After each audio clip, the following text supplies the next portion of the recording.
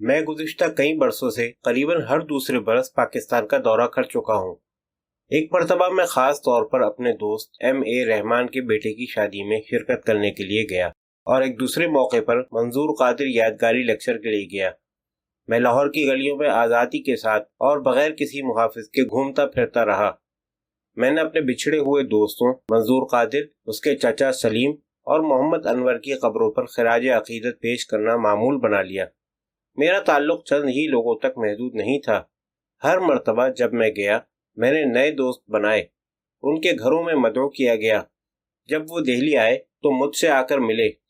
میرے تازہ ترین شناساؤں میں publisher book seller Najam Sethi اور اس کی چاند چہرہ بیوی جو فرائیڈے کی ادارت کرتی ہے، اس کی شاعرہ کزن حنا فیصل امام اور اس کی بہن کا شوہر حکیم خاندان کا اعجاز الدین۔ حکیم خاندان کے 3 افراد مہاراجہ رنجیت سنگھ کے قریب ترین مشیروں میں شامل تھے۔ کئی برس پہلے مجھے ہندو پاک تعلقات پر ایک میڈیا سیمینار میں اسلام آباد مدعو کیا گیا تھا۔ دیگر مدعوئین میں ٹریبیون کا پریم بھاٹیا اور کلدیپ نیر تھے۔ دونوں ملکوں کے درمیان چھائے ہوئے تناؤ کے باوجود سیمینار کا ماحول گرم جوشی سے بھرا ہوا تھا۔ مجھے نوابزادہ یعقوب کی میزبانی میں دیے گئے لنچ تک خیال بھی نہیں تھا کہ مجھے ہندوستانی وفد کا سربراہ تصور کیا جا رہا ہے۔ میں نے خود کو اس کے ساتھ بیٹھا ہوا پایا۔ لنچ کے بعد اس نے ایک لمبی اور دلپذیر تقریر میں ہندو پاک تعلقات کا تجزیہ کیا اور ایک جام سادہ پانی کا مزید اچھے تعلقات کے لیے تجویز کیا۔ مجھ سے جوابی تقریر کی توقع کی جا رہی تھی۔ میں نے اصرار کیا کہ ہمارے درمیان سینئر موسٹ ہونے کی وجہ سے پریم بھاٹیا کو جواب دینا چاہیے۔ میں نے فقط اپنا پانی کا گلاس بلند کیا اور پاکستان کی خوشحالی کی دعا کی۔ بھاٹیا نے ایک مختصر خشک تقریر کی۔ اسی شام اس ہوٹل میں جس میں ہم قیام پذیر تھے، ہمارے لیے ایک الوداعی بینکویٹ کا اہتمام کیا گیا تھا۔ ہمارا میزبان پاکستان کا وزیر اطلاعات و نشریات تھا۔ ایک شام پہلے میں نے اسے ٹی وی پر ایک پینل ڈسکشن میں دیکھا۔ 3 مولوی نما اشخاص اور برقعے میں ملبوس لڑکی جس کا نقاب اس کا دلکش چہرہ عیاں کرنے کے لیے الٹا ہوا تھا، اس پر مسلسل سوالات کر رہے تھے۔ انہوں نے شکوہ کیا کہ پاکستانی الیکٹرانک میڈیا لوگوں کو اسلام کے محاسن اور 2 قومی نظریے کی حقانیت سے کافی آگاہ نہیں کر رہا تھا۔ اسے انہیں قائل کرنے میں کافی مشکل پیش آئی تھی کہ وہ اپنی سی بہترین کاوشیں انجام دے رہا ہے۔ میں بینکویٹ میں خوب اسکاچ پیے ہوئے آیا تھا۔ اس زمانے میں پاکستان میں سخت ممانعت ہوتی تھی۔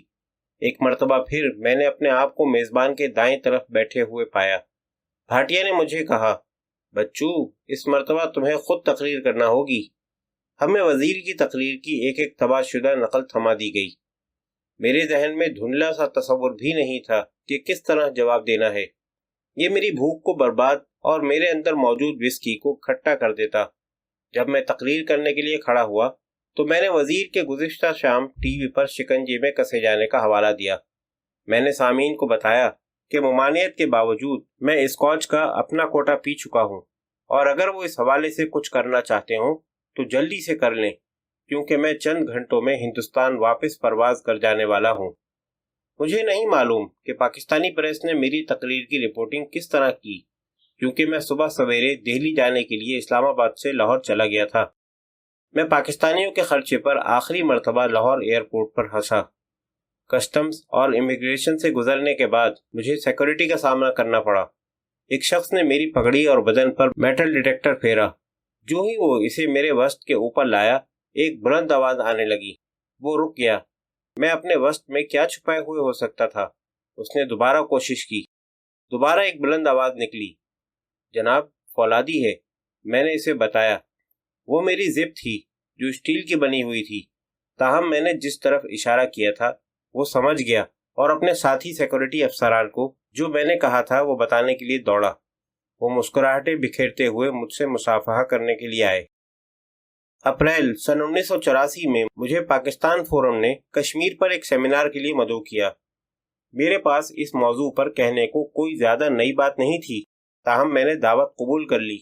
میں نے سوچا ہو سکتا ہے پاکستان کا دورہ کرنے اور میرے لیے اپنے رشتہ داروں سے زیادہ پیارے دوستوں سے ملاقات کرنے کا آخری موقع ہو۔ اسلام آباد میں اصغری قادر، منظور کی بیوہ، 85 کے قریب تھی۔ اس کے 2 بڑے آپریشن ہو چکے تھے اور وہاں اس کے 2 بیٹے بشارت اور اصغر اپنے اپنے خاندانوں کے ساتھ تھے۔ لاہور میں ایم اے رحمان تھا، جس سے میری دوستی وہاں سے شروع ہوئی تھی جہاں منظور چند سال پہلے لندن میں مرتے ہوئے چھوڑ گیا تھا۔ وہاں جمیلہ انور اور اس کے حال ہی میں بیاہی ہوئی بیٹی ناہید بھی تھی۔ لاہور میں دوسرے لوگ بھی تھے، مثلا نون خاندان، جو میری بیوی کے والدین کے قریبی دوست رہے تھے۔ میں نے PIA کی دہلی کے لیے لاہور جانے والی پرواز لی۔ میرے پاس لاہور ایئرپورٹ پر اسلام آباد پرواز کرنے کے لیے بمشکل 1 گھنٹہ تھا۔ جس وقت تک میں صحت، کسٹمز اور امیگریشن سے کلیئر ہوا، میری اگلی پرواز کی پکار ہو گئی۔ میرے پاس رحمان اور BBC سدھوا سے سلام دعا کرنے کے لیے صرف چند سیکنڈ رہ گئے تھے۔ دونوں نے قلی کو دینے کے لیے میرے ہاتھوں میں کرنسی نوٹ ٹھونس دیے۔ ایک ہی سانس میں خوش آمدید اور خدا حافظ کہا گیا تھا۔ مینو بھنڈارا، BBC کا بھائی، مری براری کا مالک، اور بشارت، منظور کا بڑا بیٹا، وہاں میرے استقبال کے لیے موجود تھے۔ مینو کے تاریخی ڈنر کے بعد میں شب بصری کے لیے چلا گیا۔ میں نے اگلا دن قادر خاندان کے لیے مخصوص کر رکھا تھا۔ اگلی صبح مینو کے ڈرائیور نے مجھے اسلام آباد میں اصغر قادر کے گھر اتار دیا۔ اصغر، جسے میں اس کی لاہور میں پیدائش کے دن سے جانتا تھا، پاکستان میں چوٹی کا طبیعیات کا ماہر اور ریاضی دان بن چکا تھا۔ مجھے سلادیش مہاجن، جو یونیورسٹی آف آسٹن ٹیکساس میں طبیعیات فزکس پڑھاتا تھا، نے بتایا کہ ڈاکٹر عبدالسلام کے بعد اسے توقع ہے کہ نوبل پرائز جیتنے والا اگلا پاکستانی اصغر قادر ہوگا۔ اصغر آج کل یونیورسٹی آف اسلام آباد میں شعبے کا سربراہ ہے۔ اپنے علمی شوق کے علاوہ اسے پھولوں کا بھی جنون ہے۔ میں نے اتنے بڑے اور اتنے زیادہ خوشبودار گلاب دہلی میں نہیں دیکھے۔ اس کا باغ سفید، گلابی اور سرخ گلابوں کی مختلف اقسام سے دمک رہا تھا۔ اس کے کمرے خوشبو سے بھرے ہوئے تھے۔ پروفیسر اور اس کی بیوی اپنے کاموں پر گئے ہوئے تھے۔